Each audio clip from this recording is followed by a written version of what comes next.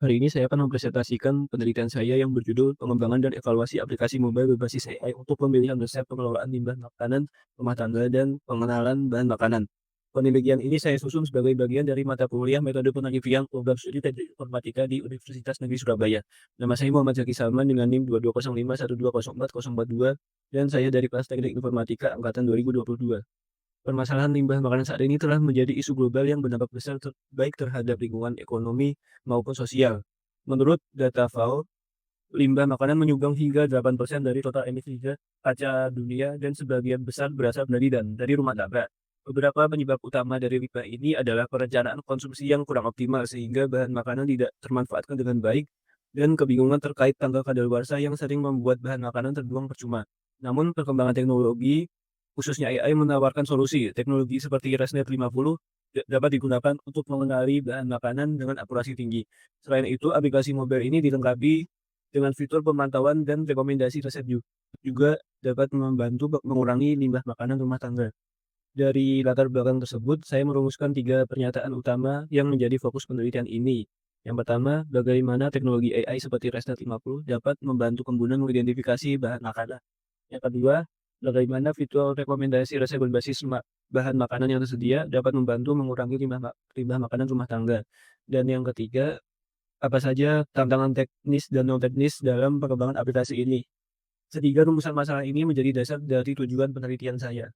Penelitian ini memiliki 3 tujuan utama. Yang pertama, mengevaluasi efektivitas teknologi AI dalam membantu pengguna mengenali bahan makanan. Kedua, menganalisa kontribusi fitur rekomendasi resep terhadap pengurangan limbah makanan. Dan ketiga, mengidentifikasi tantangan teknis dan non-teknis yang muncul dalam pengembangan aplikasi berbasis AI ini. Penelitian ini juga memberikan manfaat baik secara teoritis maupun praktis. Dari sisi teoritis, penelitian ini memberikan kontribusi pada pengembangan teknologi pengenalan bahan makanan berbasis AI. Selain itu, hasil penelitian ini juga menjadi referensi bagi penelitian lanjutan di bidang pengelolaan bahan makanan dan limbah. Sedangkan dari sisi praktis, penelitian ini dirancang untuk membantu pengguna mengenali bahan makanan dengan cepat menggunakan teknologi AI. Aplikasi ini juga dapat mengurangi fitur limbah makanan rumah tangga dan mempermudah perencanaan konsumsi dengan fitur pemantauan tanggal kadaluarsa. Untuk mendukung penelitian ini, saya melakukan tinjauan pustaka dari berbagai penelitian terdahulu. Penelitian terkait aplikasi limbah makanan seperti Food Safe berhasil membantu mengurangi limbah makanan rumah tangga melalui pemantauan tanggal kadaluarsa. Namun aplikasi ini belum memiliki fitur pengenalan bahan makanan.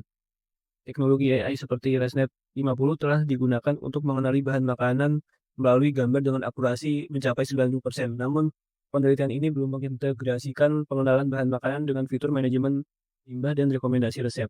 Dari sini saya menemukan gap penelitian, yaitu tidak adanya aplikasi yang mengintegrasikan fitur pengenalan bahan makanan berbasis AI, rekomendasi resep, dan manajemen limbah makanan dalam satu sistem komprehensif.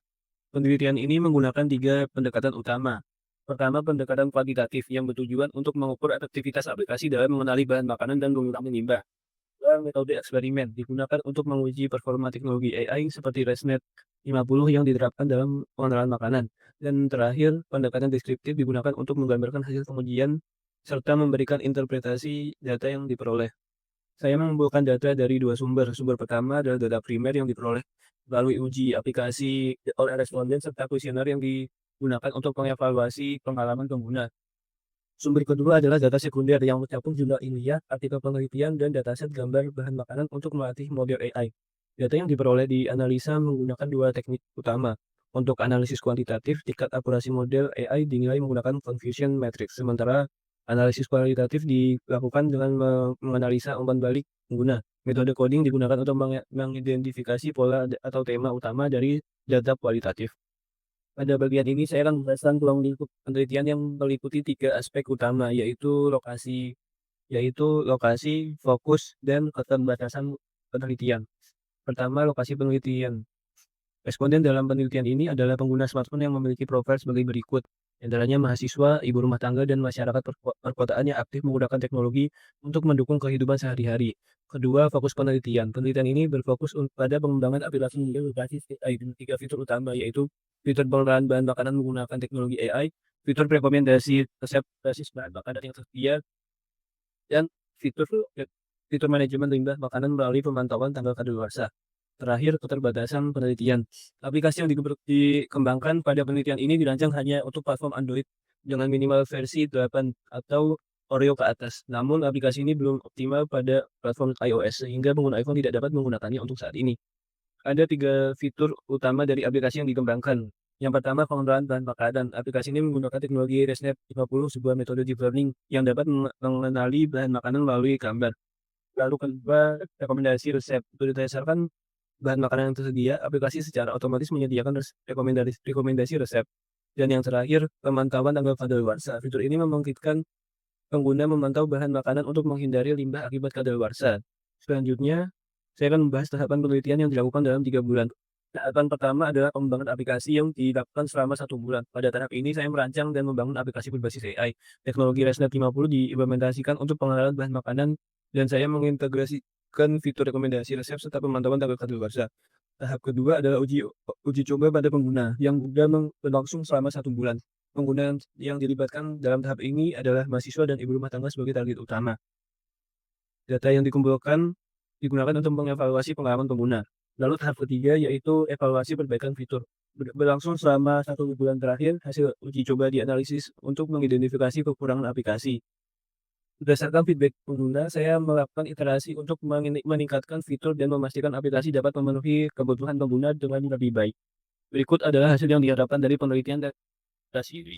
Yang pertama, efektivitas teknologi AI. Aplikasi ini diharapkan mampu mengenali bahan makanan dengan tingkat akurasi yang tinggi, supaya pengguna dapat mengidentifikasi bahan makanan dengan lebih cepat dan tepat. Lalu yang kedua, pengurangan limbah makanan. Melalui fitur rekomendasi resep, aplikasi ini dapat membantu pengguna memanfaatkan bahan makanan yang tersedia sehingga mengurangi pemborosan. Dan yang ketiga, sistem aplikasi komprehensif. Aplikasi ini dirancang untuk mendukung pengguna dalam perencanaan konsumsi melalui fitur-fitur yang terintegrasi, mulai dari pengenalan bahan makanan hingga manajemen kadaluarsa. Sebagai penutup, saya ingin menyampaikan beberapa poin utama dari penelitian ini. Pertama, kesimpulan penelitian. Penelitian ini menunjukkan bahwa teknologi AI memiliki peran signifikan dalam pengelolaan limbah makanan rumah tangga. Ya, dengan fitur-fitur seperti pengenalan bahan makanan, rekomendasi resep, dan pemantauan tanggal kadaluarsa, aplikasi berbasis AI yang dikembangkan mampu memberikan solusi yang efektif dan praktis untuk mengurangi pemborosan makanan. Dan yang kedua, implikasi penelitian lanjutan. Aplikasi ini masih memiliki peluang untuk dikembangkan lebih lanjut, seperti membuat kompatibel dengan platform iOS dan mengintegrasikan perangkat tambahan, selain itu, aplikasi ini memiliki potensi untuk diterapkan lebih luas, baik pada skala komunitas maupun dalam industri. Itu saja dari saya, sekian dan terima kasih.